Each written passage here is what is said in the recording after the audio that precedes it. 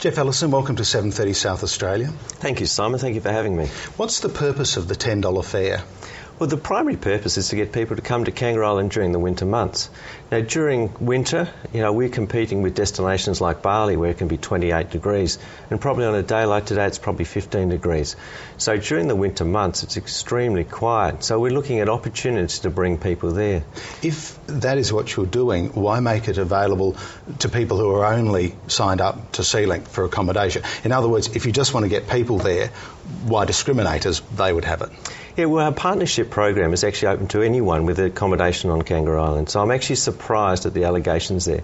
SeaLink really prides itself in working with the island. We're part of the island, we have an enormous number of employees on the island. So that surprises me, the whole comment. But to be part of that arrangement, people have to pay a commission. They've said up to 27.5%, which is a bugbear. One claim is that's beyond the industry standard. That is industry standard. We are involved in selling the product internationally, and SeaLink is often paying more than 25%, even up to 35% in some cases. Do you accept, though, if people who aren't associated with SeaLink, if they can't access the $10 fare, then that is a disadvantage to them?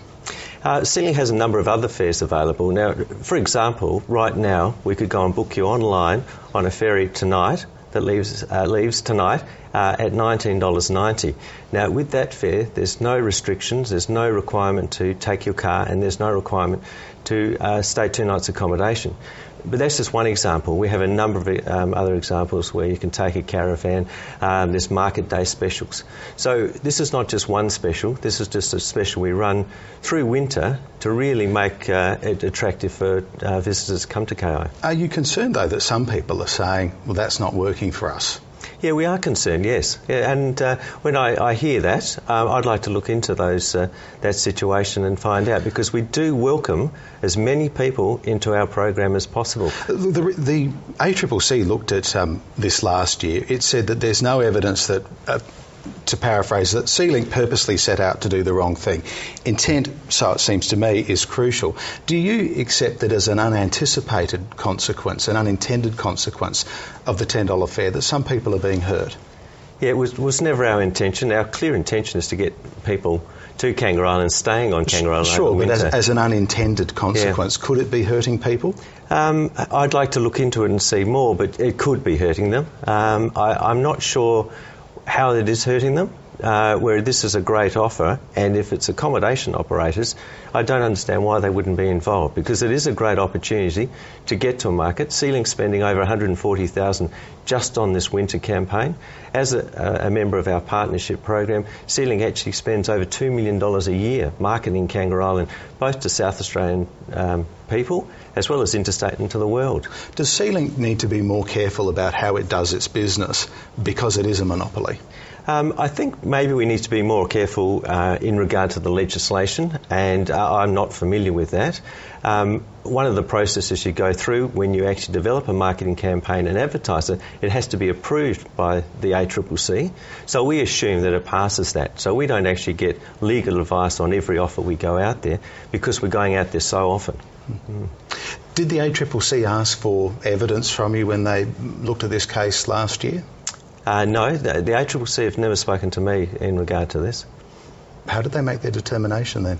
Well, I don't know, unless they just look at advertising. They would look at the advertising, and they look at particularly television advertising, to see if the ad complies with the Act. And obviously they've come back and said, yes, it does. Let's move on to other subjects now. The notion of a subsidy. Do you support that? Yes, SeaLink does. We recognise we're not the cheapest, but we argue that we're not the most expensive. But it's hard to compare services. Now, the SeaLink services uses those ports, but for the benefit of using those ports, number one, we pay the government $750,000 a year. Well, in exchange, though, does the government guarantee you a monopoly on those ports? No, it doesn't. We have a priority access right. So it gives us access to the port when we need to come in there. you'll notice that the ports are very small, and while we're in there, you cannot bring another vessel in there for safety reasons. But does effectively SeaLink use it in such a fashion that no one else can get in there? So on paper, other people can use it, but effectively the way the service works, no one else can use it. Look, during those peak times, the Christmas week and the Easter period, there are times where we are in and out of there all day. And it is restricted. It would have limited access. But the whole port was actually designed and built, and through the process, SeaLink's been using that for nearly 25 years, designed and built for a one ferry operation. We've put ramps in there at our own cost. We've built terminals at our own cost, just to make the port where it is. But effectively a monopoly situation. Yes, but we're the sole owner, the sole operator, because when we started operation, we operated against the Island Seaway, and since that time we've had 5 different operators operating against us. So right now we are the sole operator. We recognise that. Quick final question about the Economic Development Board, which I think you went over to be a part of on Kangaroo Island this week. One line out of it I think was particularly arresting, and that is we ignore Kangaroo Island's development at our own peril. We tend to imply that that's the path we're heading down at the moment. What's your view on that? Look, I think we do need to have a bigger picture look at Kangaroo Island. There are a number of issues from power, water and access, and this is part of the development of the island.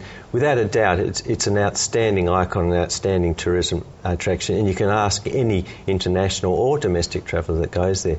So it does need a big picture view, and I think this is the real opportunity to look at all the issues, including the access and the cost of access, to see how we can make it a better asset and a better economic value to the state.